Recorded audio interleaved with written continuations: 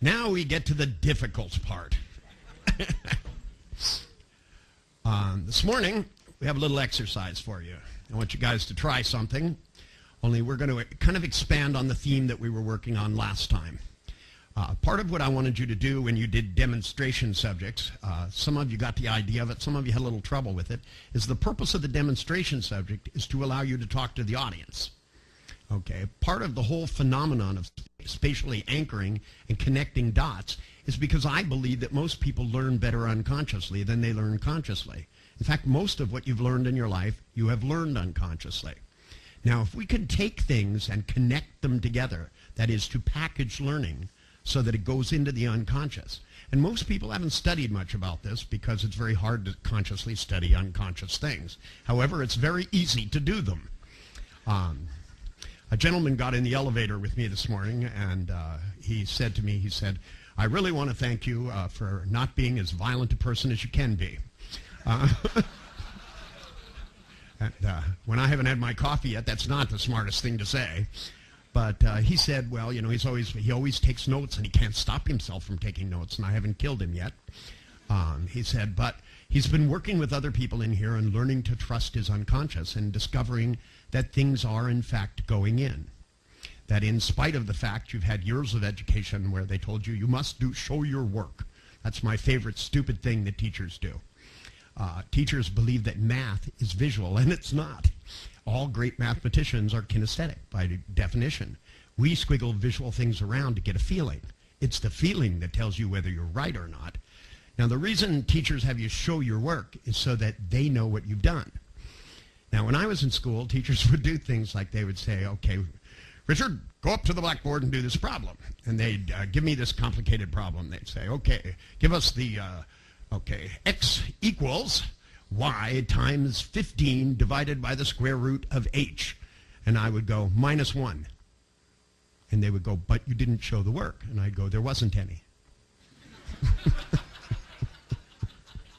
Because if I ask you to multiply 5 times 5, you don't actually go and make fucking pictures in your head. It just comes out like this. And when things come from the unconscious automatically, this is the very mechanism that works. Now, if you don't teach people things right, it won't come out automatically. What happens is that people can do one thing, but they can't keep track of the other. This is part of the problem people had yesterday, is that they were busy thinking about the handshake interrupt instead of thinking about the fact that it was only a way. Because the real handshake interrupt was when you stopped your hand, I wanted you to get the response from the audience. Because not just does the hypnotic subject go into trance, so does everybody else.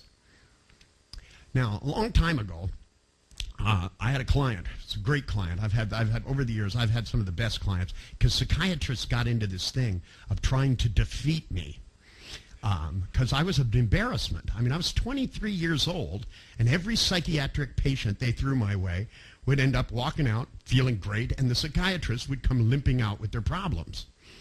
And I mean, one of the best ones was there was this poor woman. I mean, she was about 50 years old, and she came in, she had this stiff leg like this. She walked in like this, and she came in, and she tried to sit down, and her leg even stuck out straight in front of her. And the psychiatrist that came with her tells me the following. He said, well, Richard, he said, we wanted you to use hypnosis to see if you could give her some relief from her problem. And I said, oh, what's her problem? And she points to the leg like this. She goes like this. And he said, well, I said, is something wrong with her leg? And he said, no, it's all in her mind. And I looked down. I said, it looks like it's in the leg. And he said, no. He said, we've checked neurologically and medically. We've done x-rays. We've done MRIs. There's no physical basis for her leg to be like that. And so I looked at him and I said, so it could be in any leg then. And he went right for it. He went, what? And I said, and I pointed to the psychiatrist. I said, it could be in any leg. And he looked down and he went, I guess so. Now that's making it pretty easy for me, actually. So I began this long hypnotic induction, and I looked at her and I said, now, in a moment, you're going to start to go into a trance. And when you go into a trance, it's going to be deeper and deeper and deeper still. I love the word still.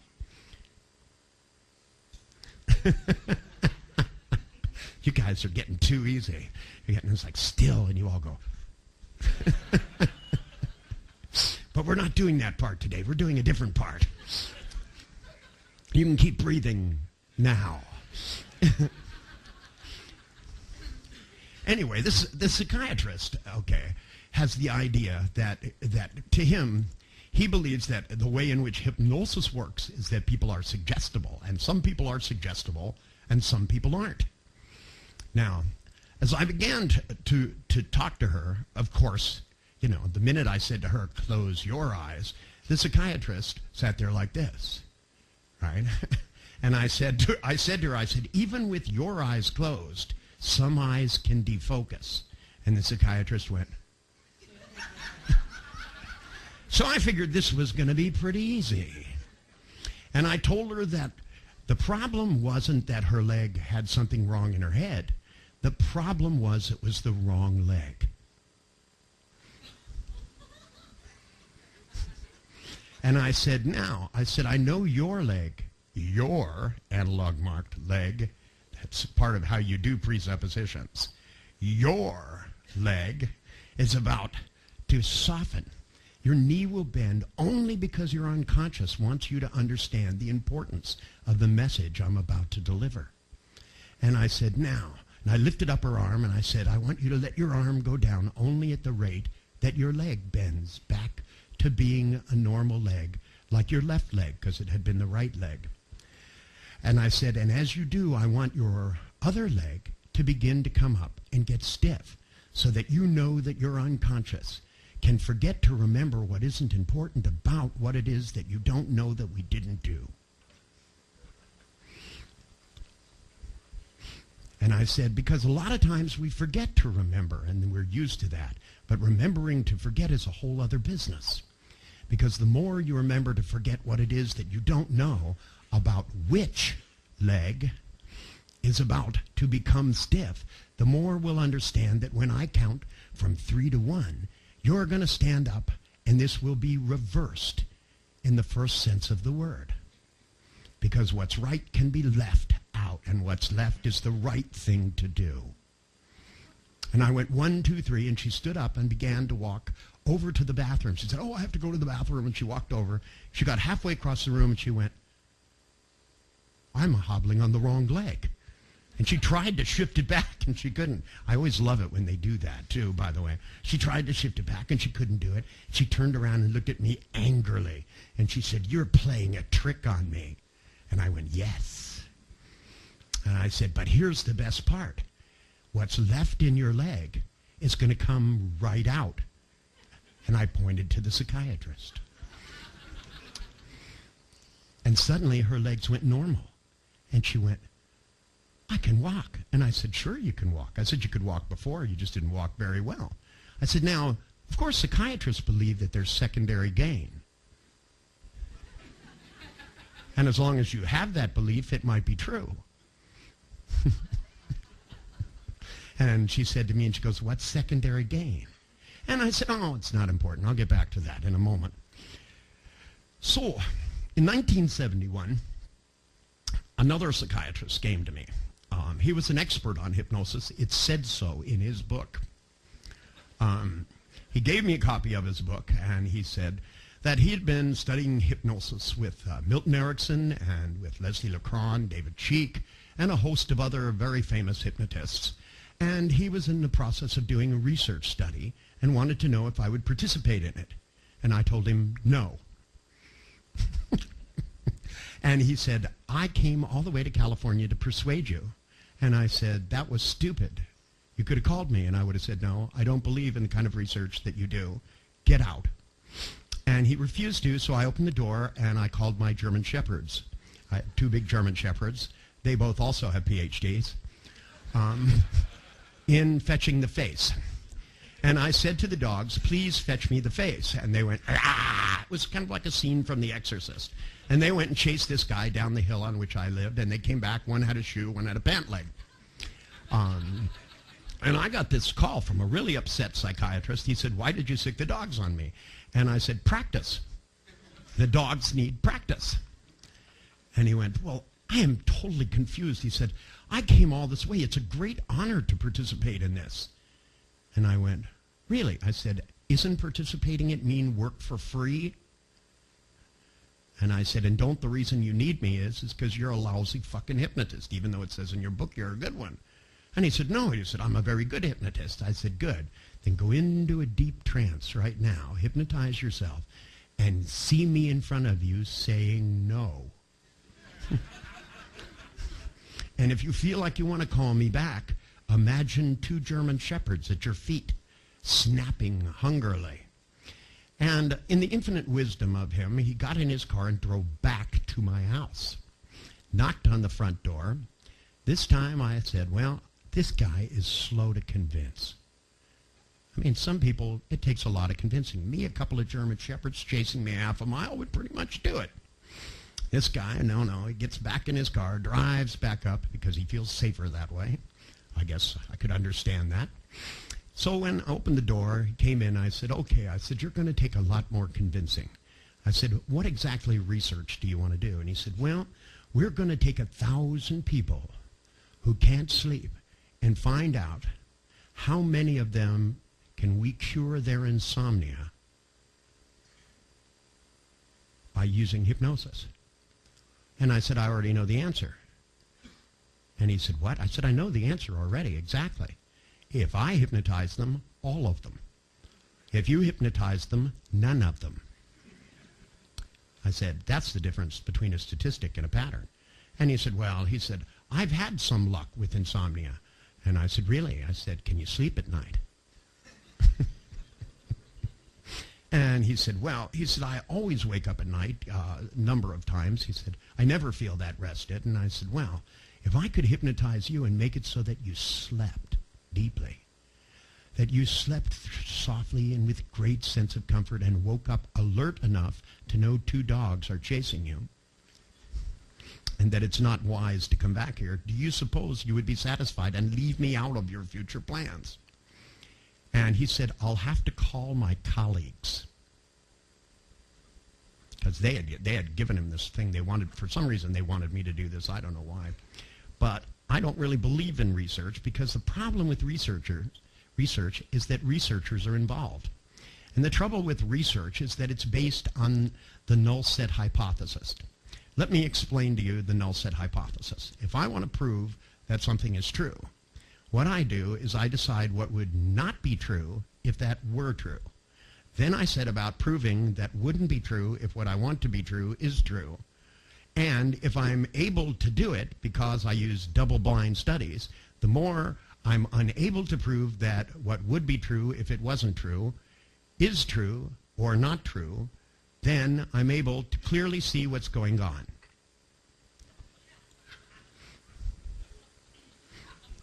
It's no wonder we've ever invented anything, as far as I'm concerned.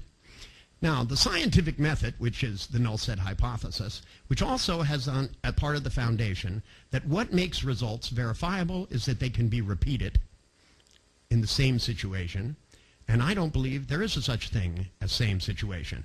Every audience you teach will be totally different. And some of them will look the same. Sometimes you'll look down and you'll go, this person here was in the last seminar, and they'll have a different name tag, but they'll even have the same clothes on. It's weird. Trust me, it's not so much in this group because you guys are deliberately moving around, and I warned you ahead of time. But when you start doing especially intro groups, you'll discover that a lot of times the way in which people have organized their internal submodalities determines a lot about where they'll sit. Or if they grew up in a world where everybody had to sit alphabetically, they've developed a fetish for a certain chair. And if you make it so they can't sit there, so they'll leave their stuff on the chair and leave the room, and I move it one chair over, and they come in and they absolutely get irate about it. Who moved my stuff? And they'll look at somebody and they'll go, actually, that was my chair, when they're going to have the chair right next to it. Thus demonstrating the rigidity of the way in which their mind works. Because you see, if your understanding submodalities are very rigid and they're right here, in order for you to understand, you have to be sitting at the right angle.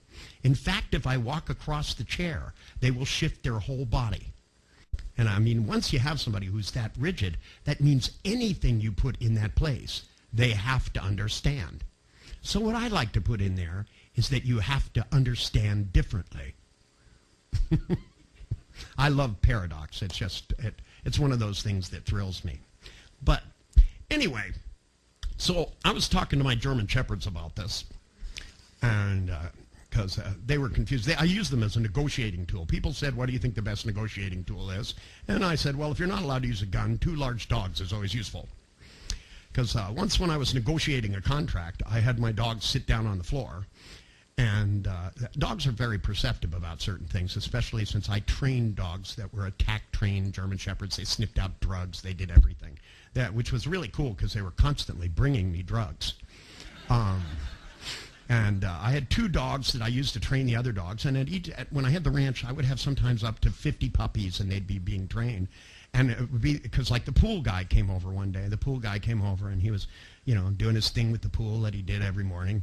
And suddenly I was watching out the window. One of my dogs went like this. He went like this. And he went over to the bag the guy had, and he pulled out this big baggie of white powder.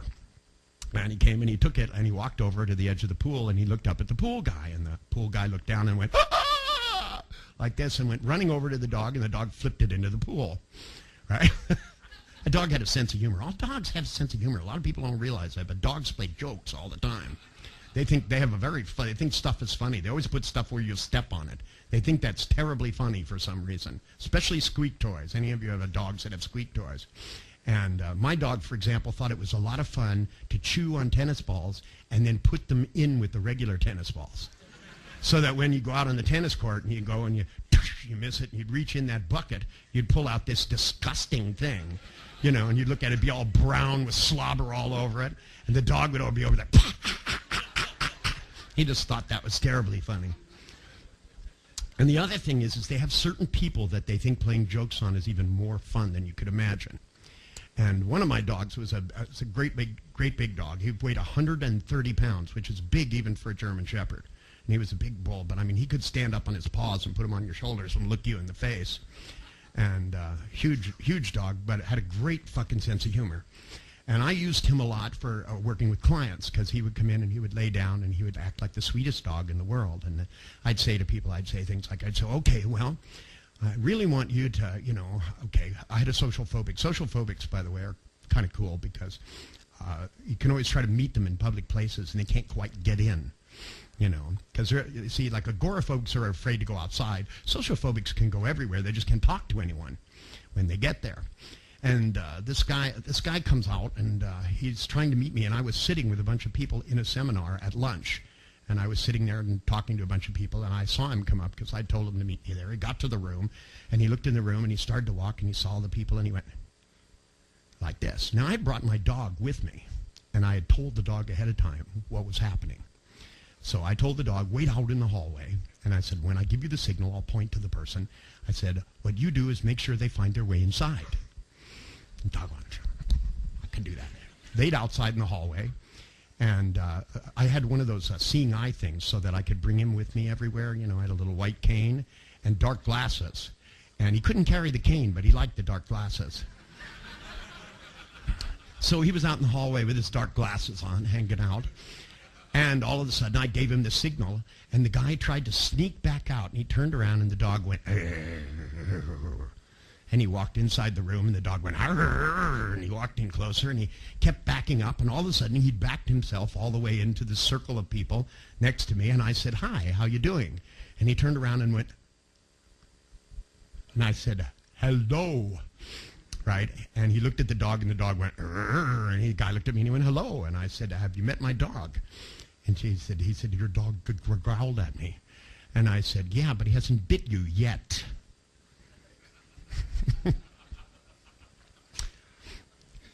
Now, the moral to all of this is really quite simple. The exercise that I want you to do is designed to allow you to accomplish certain things which are unconsciously unimportant right now, but will be in a moment. Because if you're going to teach people to do things, simple things, even things like learn that secondary gain is a stupid concept, okay, psychiatrically, I'm sorry, but they told me in the beginning, I heard it over and over again, every fucking psychiatrist, every therapist, they all loved my work because I studied Virginia, and Virginia was really nice. And then I said, I'm going to learn hypnosis, and they all went boom, into a deep trance. They looked at me and they went, hypnosis is bad and it doesn't exist. Which only made me more interested. They said, hypnosis only treats the symptom. So I got off on this jag because all these nice psychiatrists bringing me all of these patients, I thought needed a lesson in exactly how the unconscious worked. Because at the moment that this woman no longer was limping, suddenly the psychiatrist was. Now, I love their response. They always did this. They go, this is a hypnotic phenomenon. If you name it, it's supposed to go away. They believe that insight therapy thing. And I'd go, yeah? And they'd go, wow. And they'd limp around more. And meanwhile, the patient is hopping and dancing around and laughing hysterically. And the psychiatrist would say to me, okay, I get your point. And I'd go, well, what is it? And he'd go, well, you're trying to say that, that you can, with hypnosis, covertly switch a symptom to another leg, and then you could even put it in someone for no reason. And I'd go, well, no, there was a reason. Do you know what it is? And they'd go, it's a lesson. And I'd go, close, but not really. And they go, well, I don't know. And I go, then you're going to have to remain crippled for the rest of your life. Because if you don't understand your problems, how can you change? And they'd walk around and they'd go, well, is it the thing about secondary gain? And I'd go, no. And the patient would laugh more, and I'd laugh more, and my dog would be rolling on its stomach. He thought it was terribly funny. Because you see, inside of all of this, the lesson was that if you're going to act like a fucking idiot, you're going to look like a fucking idiot. It's that simple. Unfortunately, by giving people MDs and calling them psychiatrists and giving them pen sets and stethoscopes and the ability to prescribe pharmaceutical drugs, which aren't nearly as strong nor as effective or as good for you as most of the drugs you can get on the street. Things like Cinequan are bad for you. I'm sorry, but some of these psychiatric drugs have a 6-month half-life. At that time, Thorazine, Halophene, these things are destroying human beings. They're not helping them. This woman was very upset about this paralyzed hysterical conversion. And they said that the stiffness came from somewhere and converted itself into something else. And they had gone in her childhood and dug around and found bad things. Because they believed if you understood how fucked up you were, that suddenly you would mysteriously no longer be fucked up. But the psychiatrist understood how fucked up he was. I told him. I said, look, I did this to you because you're a jerk. And I said, and because you've been screwing up your patients and you don't understand that if hypnosis only treats the symptom, that's a good thing, not a bad thing. It means the symptom is gone. I said, if you had a giant tumor on your penis, right, and somebody said, we don't know why it's come there, but if we put magic dust on it, it will disappear. Would you go, I'm sorry, I don't want magic dust because I need to know the root cause of this tumor? And he looked at me and he went, well, no, I'd take the magic dust. And I said, here's some dust. And his leg went clear. Now, For our purposes here, once you understand that if you want to connect dots between things, like doing stupid things leads to stupid activities, if you begin to take responses and information and put them inside of each other. For example, what I'm going to ask you guys to do is really pretty simple. I want you to go back into your little tiny groups. You don't have to be in the same one, but it would be nice this time if you spoke the same language. I don't always require that, but in this example, it's going to be useful. Because what I want you to do is I want you to start with a story, and I want you to go part of the way through it. And the story is going to be about responses. Each story is to get a response, but also in it, you're going to package information this time. Because what we want to do is we want to start with each of these, and when you get part of the way through this one, I want you to go to 2. So I don't want you to finish one because I want you to go all the way through 5 and then go 4, 3, 2, 1, so that spatially you anchor the responses you get by location. Now, why did I pick 5 stories?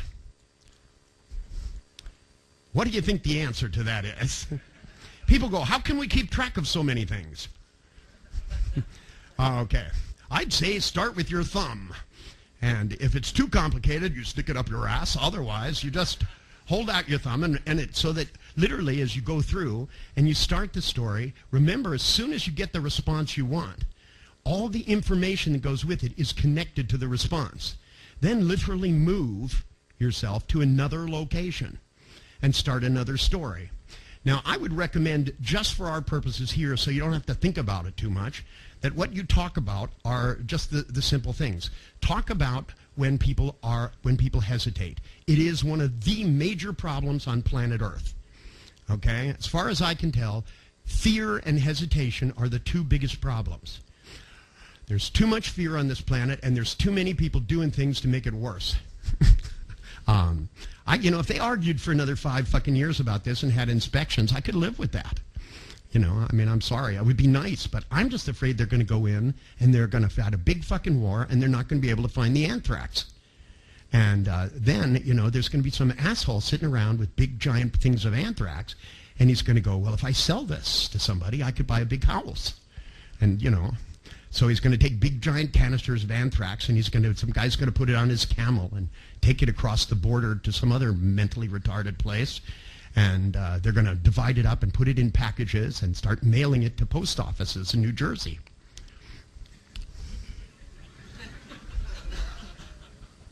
This sounds familiar somehow, doesn't it? I don't know. Either that, or worse than that, one of these Christian militias in Ohio will buy it. The guys that, these da-da-da-da-da. Is that a familiar sound to some of you? As you move from the coasts of the United States towards the center, you start hearing banjos playing in the back of your head. There are places like Arkansas, and once you get to Arkansas, there are actually cities where people are civilized, but outside those cities, there are people dating their farm animals, okay? And I just am afraid some of these people who would decide that Armageddon is a good idea, they're going, Armageddon's been taking too long, let's take some of this anthrax and we'll spread it in a plane and fly it all over the place. They'll put it, they'll put it inside a van and try and drive it to China. I was watching television the other day, and I want to tell you, if ever there's anything to be afraid of, it's interviewing the public. Because this guy was going to drive his car around the world for peace. Now, I don't know about you guys, but I think there's some serious problems with that. And the one guy said, well, what are you going to do when you get to the edge of Russia? Because he was leaving from Europe, and he was going to drive all the way across everything and across Russia. And then said he was going to somehow or other get this car to be towed across the Bering Straits when it's frozen or something. And I thought, yeah, this is going to help world peace a lot.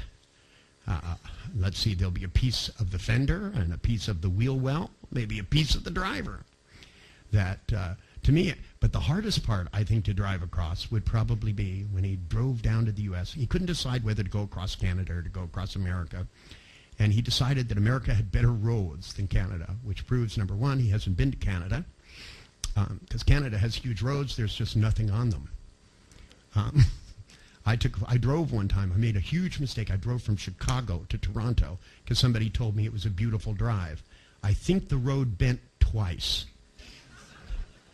There was absolutely nothing on it. And when they say last chance for gas, they're not kidding. Even if you fill up, it's still your last chance for gas. And I drive big cars. I like big cars. I just, if I'm in a car, I just want to be able to land a plane on the front of it. I want to take everything I own with me. When they came out with these Winnebago things, I looked at this, as a car to scoot around town in. That I had to buy one of those things. I thought they were great, but I found out they were way expensive. Then I found out you can rent them. Is that not the coolest thing? You can go out and rent a gigantic 80-foot Winnebago, go into your house and take everything out and put it in there and go on vacation. Now, I did a lecture tour up and down the west coast of the U.S., and my wife is even worse at me when it comes to taking things. Any of you who have ever moved my suitcases know what you're talking about. It's like when I land the plane and all the luggage comes off, and the guy goes, "Which is yours?" I go, "This." And they always come up with a little dolly cart, and then after a few moments they go back and get the big fucking long one. And then they get another guy with another long one. And that's just my wife's luggage. But so I drove this Winnebago down the coast of California, and while I'm driving down the coast of California in this giant thing, my wife silently says to me, "You missed the turnoff." Right? And I'm driving down the coast road, which is a beautiful road. Highway 1 goes down, and you see the ocean on one side and the hippies on the other side. These are people who are stuck in 1960. You can tell by the clothing they wear. And, it's all about smoking dope. They smoke so much dope, and they ran out of chocolate chip cookies, so they're waiting. That's what I think is going on. And said, because nowadays, the next generation picked a new drug of choice. They all picked coffee for some reason. My daughter is part of the coffee generation. And we're worried about a few people smoking joints in California. I started to tell you yesterday about Robert Anton Wilson because he wrote a letter to President Bush when he was elected. And he said, "Dear President Bush, I'm now 65 years old. Do you think I'm mature enough to decide whether or not I could smoke a joint?" Of course, he didn't get an answer to that letter. I used to write to my congressman all the time, but I got the same letter back all the time. It always said, "We are considering your proposal." Right? But yet they never tried any of them. I always thought I had such great proposals. For example, they had this thing called the national debt, and my recommendation was that they stopped it. That if you stop borrowing against the future, you won't have to pay it off later. But they had big, important stuff that they wanted to build, After all, we need more Trident submarines. Can never have enough of those, But then I started thinking in the future, when we decide that we don't need a big submarine with multi-nuclear warheads, because, of course, right now we don't really have any good enemies. We're having to pick on these little countries. It used to be the Soviet Union versus the U.S. You could kind of get into that, It was a little more evenly matched, even though almost none of their weapons really worked that well because they used American designs. They would come in and steal. And they also, do you realize Russia can't make an IC chip to this day? So that meant all the electronics they had to swipe from the U.S. So they would send in covert agents, and these covert agents would buy all the electronic stuff. So all the control system inside of all of these Russian missiles and stuff was made in California by a company which, later on turned out to be a CIA front. Can you imagine that? And so it turns out when they would fire missiles off, they would drop into the sea in Finland, and the Russians would go, "We did everything right. We followed the plans." It's faulty materials. That's what it is. And it wasn't until the Japanese were nice enough to come along and build really good IC chips that they could steal them from somewhere else, that their equipment. So now their space shuttle works and ours blows up. Think about that. We're having some serious problems. We should subcontract this stuff out to people who make reliable automobiles. That's what I think. That was one of my suggestions, and the people at NASA didn't think that was funny. But then they don't have a sense of humor. You're not allowed to have a sense of humor. They said, "We're doing important things, checking everything except the tiles." Don't you think that if you were on the outside of the Earth flying around in one of these things, and one of the guys mentions to you at takeoff that there was a piece of foam that flopped up against the thing and some of your heat tiles may have been knocked off, I think that calls for a spacewalk, don't you guys? I would have gone outside and looked. I think that would have been, but they said there was no point in it because they had no extra tiles. Now, I don't know about you guys. I'd want a few extra tiles with me, considering either that or I'd want to go over to the space station and wait until somebody brought me some. But, there was a point at which we had scientists, real scientists, running NASA, but it wasn't cost effective.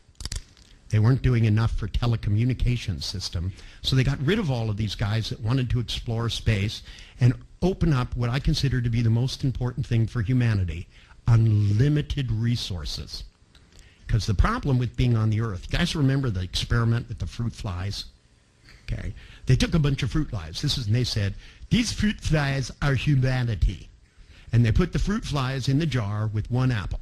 And they closed it and punched a few holes in the top. Well, to begin with, if it was humanity, there would be no holes in the top of the jar.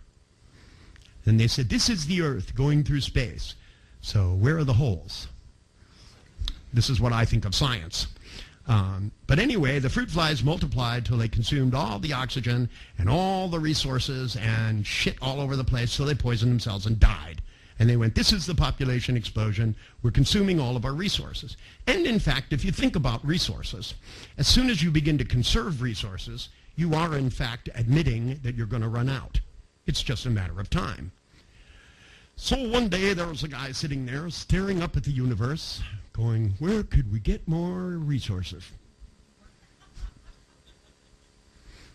I don't know. There just aren't any more. We're going to run out. There's only so much oil, and when it's gone, all the cars will stop, except the ones running on water, as it turns out. You can use water instead of oil. But they don't go as fast because we haven't made great batteries, but we'll make great batteries. When we make great batteries, I wish they would make them for flashlights. They put them in everything else. I don't know what's with my razor now. I got a new electric razor. This thing never runs out. I don't know what it is. And when you charge it, you stick it on and go, full. It sucks electricity out of the wall. I don't know how it does it. Holds electricity forever, and all I do is I set it on the counter, and my flashlight looks at it and goes, I feel so bad, Richard. Because I wish I was like that razor that never ran out. And I said, well, at least you don't have fruit flies in you.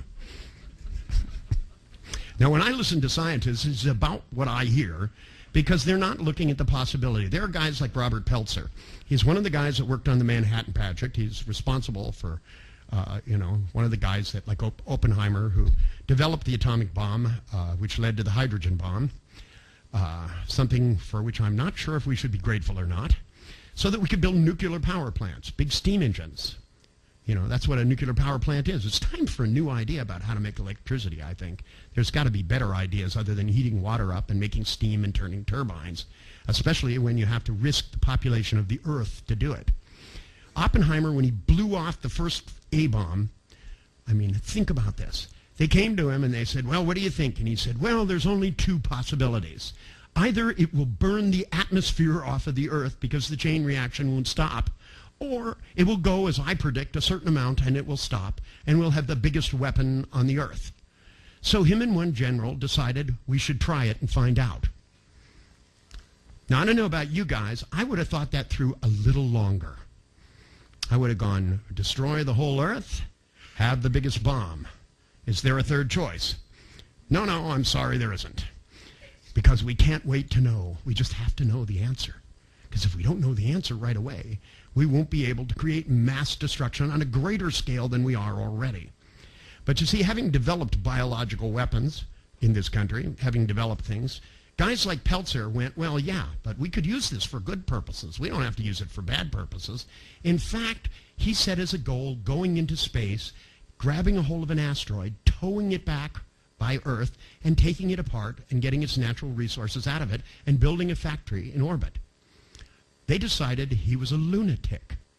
They said, you realize we could use these same resources to put nuclear weapons and lasers floating around the Earth so that we could exterminate anything we wanted.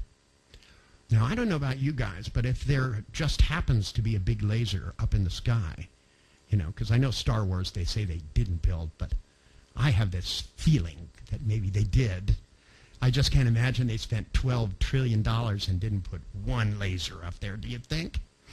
And I have a good use for it. I say we call a meeting. And we get all the warmongers together in one place, and we evaporate them. Wouldn't it be great if they each got to give a speech and they went up and went, God is on our side, and they dust and down to the earth, right? Now, what do you think the next one would say? Maybe it probably, you know, knowing world leaders would take like 5 or 6 before they noticed. But at that point, pretty soon when the turn is coming up, I could just see, you know, because apparently they say Osama bin Laden is still alive. I don't know about you guys. I have trouble with that. I can't imagine this egomaniac not having, you know, videotaped himself doing something, you know. I mean, unless he's like in a coma but alive or something, or he's down in a tunnel underneath somebody's house and they lied to him and they said, there's been thermonuclear war. You can't come outside. And he's down there going, I've ended the world. I won. And he sits in his tunnel, you know, and shoots up heroin. By the way, when I heard him speak, I grew up in a neighborhood filled with heroin addicts. And I'll tell you, I can identify the voice tone of a heroin addict at 50 yards. And when he gave his speeches, when he was there, Mr. Relaxing, slurring his speech. And when they broke into his house in Candidar and found hypodermic needles and said he was a diabetic, I'm a diabetic, but I don't use 20 needles a day. You know, just one is plenty. You know, take a little insulin, chewed it up. By the way, for those of you who are diabetics, I found out one of the things that they don't tell you about much is that there's something called Vadium sulfate, which is dirt, by the way. It's all over the face of the earth from 500 to 2500. But the AMA discovered in the 20s that soil was being depleted by fertilization, and without Vadium sulfate, that it was causing a lot of people to have the same effect as diabetes, but in reverse. That when you take Vadium sulfate, suddenly you need less insulin. Now, this information's been around for a long time, but it got lost in the 20s, so that current doctors, because doctors don't really read the journals from the AMA, but some of us do. Because even though they're studying things in ways that I don't necessarily believe, I'm always willing to try these things. So I went out and I got myself a big can of it. And I said, how much of this stuff do I take? And it said 300 milligrams a day. And they said it imitates insulin, although insulin is the thing that's not natural and the other one is. So I'm just a matter of description. Does it go this way or does it go that way?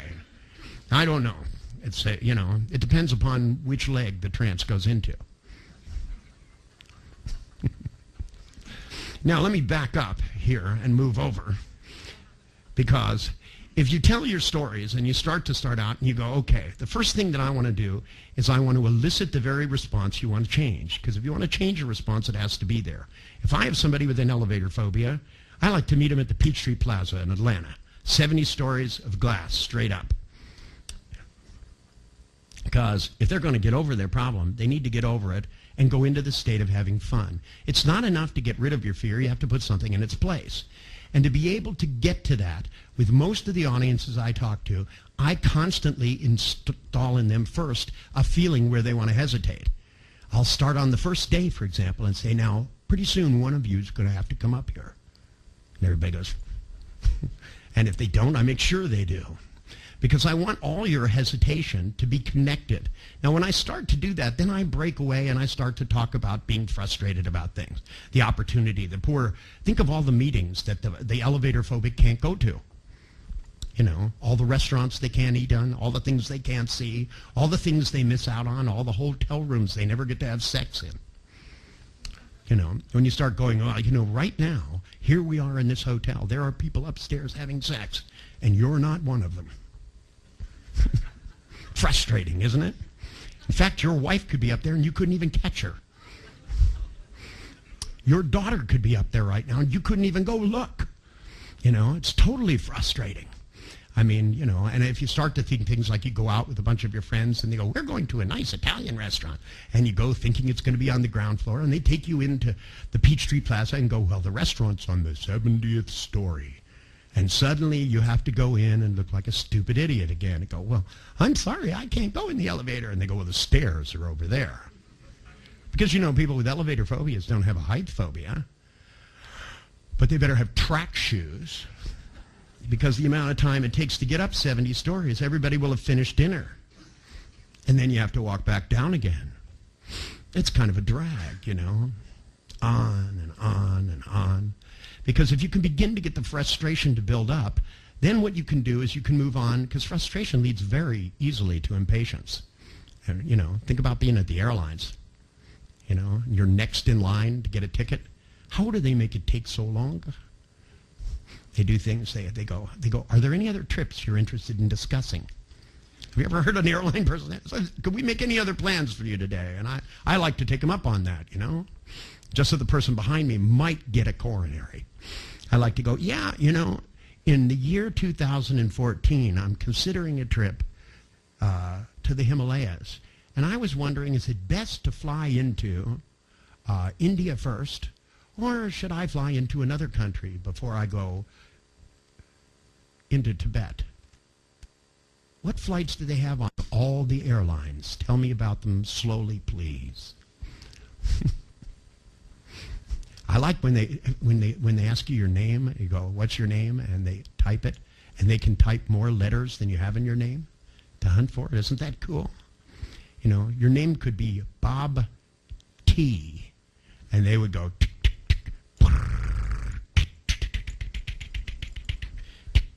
whoever wrote this program should be killed. That's what I think. But they wrote it in Fortran. That's a really horrible language anyway. And since it's already written, there's no need to change it. But it's back in the old days when computers used to have compiler systems. They used to have a machine to think. Now we have Microsoft. There's nothing in there. You have to load in this Microsoft nonsense system. Or they have this other one, new computer system, and somebody sent me the manuals for it. 20 manuals this big to be able to program in this language. And to me, it was totally ridiculous. And I wrote them back and I said, why did you send me these manuals? I would never use a language like this. And they said, well, it's the one used by the government. And I said, oh, that explains it. And I said, do you think I'm planning to go into government? Do you really think I could be elected to anything, let alone living when I did? I said, I don't think so. I said, I'm sure, you know, that the government has a file on me, and it's probably just as big as those manuals. And it probably says things about being a lunatic. But if you can move from impatience can move to a desire. Because I know all of you desire to be able to communicate more powerfully. And if you can connect the unconscious dots as well as the conscious dots, if you can be able, when you go from hesitating, when you think about things, when they say, I'm going to ask you to do something very complicated. Okay, so today you're going to have to remember 5 stories. Start the first story, and before you finish it. But when you've gotten the response, as soon as you start getting the response, just simply distract yourself and move on to something else. And then when you move on to the next thing, I want you to elicit impatience. Then I want you to elicit some wanton desire. Now, the whole time you're talking about these things, you can also deliver whatever content you want. You can talk about techniques. You can deliver things. You can talk about embedded commands. Because when you begin to go from wanton desire to total go for it, right? And when you talk about people going for things, because there's a point when you go to sit in a chair where it's stupid to try and stop yourself, because gravity will take you down no matter what. Milton always used that when people would come in as they'd sit in his chair. Just before they got to that point of no return, he would go, sleep! Poof, and down they would go. And they would always try to fight gravity, but it was too late. And as they do that, he'd pass his hand out really quick so they would blink. And when they did, he'd say, go to sleep. Now, there's a point at which you totally have to go for anything. And to me, if you don't, you won't use all the resources you have. There's a point at which you have to understand the language patterns we train you in, no matter what NLP course you're in, so that you can hear ambiguities, so that you can hear with me, so that you can begin to understand when I talk about the letter C, it also is an ambiguity in English for seeing. Every language has its own ambiguities in it. Those ambiguities are not just delivered consciously or one way or the other. It's always both or all three. And what this means is the more you're sensitive to it, the more you listen to yourself speak, the more you have a chance to utilize everything. Even rote material, if you can put the motivation underneath it, if you can back up so that the things that you wish you could do that you couldn't do suddenly become easy, so that what you're hesitating about by nesting things together, by starting out and going like this and then putting the pieces back the other way so that you end up where you begin, makes it so that when a woman walks into you who's so paralyzed that she can't move easily, that when you're done and you come back to it and you talk about what you did, because the psychiatrist says, what do I have to do in order to get my leg to not be stiff? And I said, well, you have to relax the rest of your attitude and give yourself a chance to try to do things differently. It's quite that simple. So go ahead, break into your groups. I want you to just take a few minutes. Don't make them long stories. Remember, you're after a response, and when you start to get it, distract yourself. Remember which stories are in which orders. And it's really simple. All we're after here is a little hesitation, a little frustration, a little impatience, and then we can get some want and desire. Now, which one's missing? There you go. Go for it.